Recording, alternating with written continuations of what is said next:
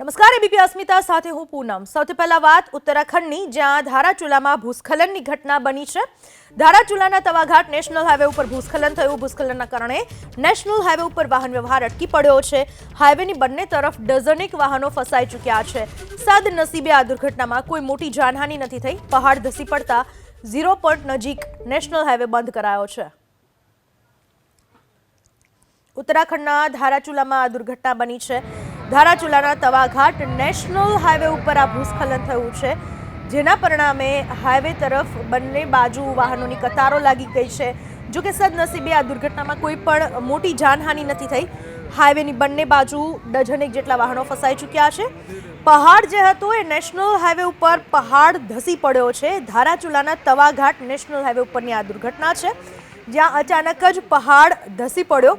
0 point નજીક national highway હાલમાં બંધ કરી દેવામાં આવ્યો છે। લોકો કેટલાક અટવાઈ ચૂક્યા છે એ પણ દ્રશ્યમાં જોઈ શકાય છે। ઉત્તરાખંડના ધારાચુલા પાસેની આ ઘટના છે।